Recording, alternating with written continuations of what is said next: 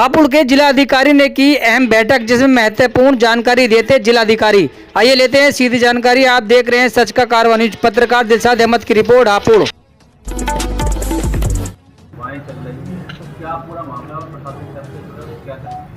देखिए, पिछले 20-25 दिन से पश्चिमी उत्तर प्रदेश में और हमारे जनपद में विशेषकर गढ़मुक्तेश्वर क्षेत्र से ड्रोन साइटिंग्स की अफवाहें और कुछ ड्रोन साइटिंग्स रिपोर्ट की गई हैं। इसकी वजह से जो हमारे गंगा के तटवर्ती क्षेत्र हैं वहाँ पर ग्रामवासियों में कभी कभी भय का माहौल व्याप्त हो जाता है।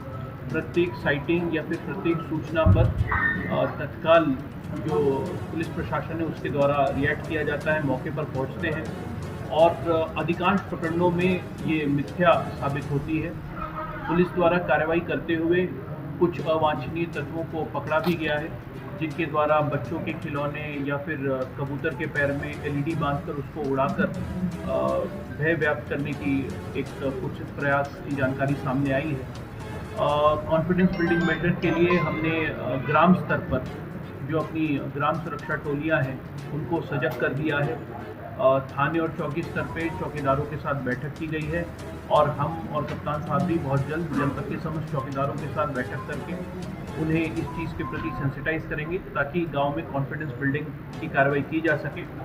और ज़्यादा प्रोएक्टिव अप्रोच रखते हुए आज हमने धारा 163 के अंतर्गत ड्रोन उड़ाने को लेकर निषेधाज्ञा जारी की है। इसके अंतर्गत जनपद में किसी भी प्रकार के ड्रोन संचालन से पूर्व सक्षम स्तर से अनुमति लेना अनिवार्य कर दिया गया है और सोशल मीडिया, व्हाट्सएप ग्रुप आदि के माध्यम से ड्रोन के संबंध में अफवाह फैलाने वालों के विरुद्ध भी निषेधाज्ञा जारी की गई है।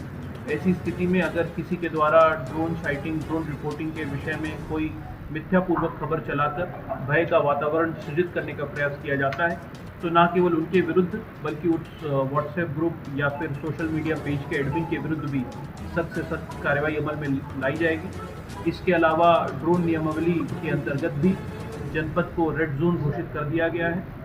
तो सभी ड्रोन धारकों से यह भी अपील है कि जिनके पास भी ड्रोन है वो पहले तो अपना स्थानीय थाने पर रजिस्ट्रेशन कराएं और किसी भी प्रकार से ड्रोन संचालन से पूर्व स्थानीय थाने से अनुमति ज़रूर प्राप्त कर लें।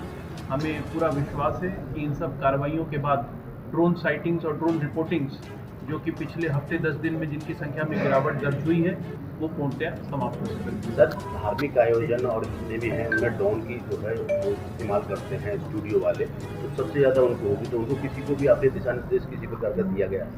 इस आदेश के माध्यम से समस्त जो हमारे ड्रोन धारक हैं, जितने भी ड्रोन ऑपरेटर्स हैं, वो ये आदेश सबके ऊपर लागू होता है, चाहे वो किसी प्रकार का शादी ब्याह का कवरेज हो या फिर कोई धार्मिक आयोजन है, वो अपने स्थानीय थाने में अपने ड्रोन का रजिस्ट्रेशन करा लें और स्थानीय थाने से अनुमति प्राप्त कर लें। हम किसी भी प्रकार के धार्मिक या फिर व्यक्तिगत आयोजन में ड्रोन के कवरेज के ऊपर कोई बाधा उत्पन्न नहीं करना चाहते हैं, लेकिन हमारा उद्देश्य बस ये है कि यदि आपने हमें सूचित कर दिया है तो फिर उस ड्रोन साइटिंग की वजह से कोई अफवाह की स्थिति उत्पन्न ना हो।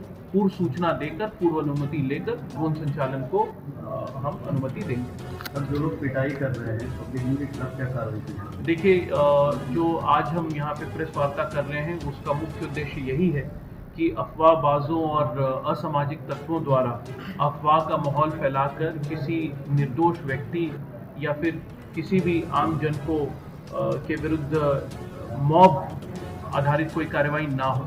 इस मामले में शासन स्तर से स्पष्ट निर्देश हैं और पुलिस प्रशासन का भी मंतव्य इस बारे में स्पष्ट है कि यदि अफवाह का बाजार गर्म करके किसी निर्दोष व्यक्ति को हानि पहुंचाने का कोई भी प्रयास किया गया तो हम उनके विरुद्ध कठोरतम कार्रवाई करेंगे और कड़ी से कड़ी धाराएं लगाकर ये सुनिश्चित करेंगे कि भय के वातावरण का लाभ उठाकर किसी निर्दोष का किसी प्रकार से उत्पीड़न ना किया जाए।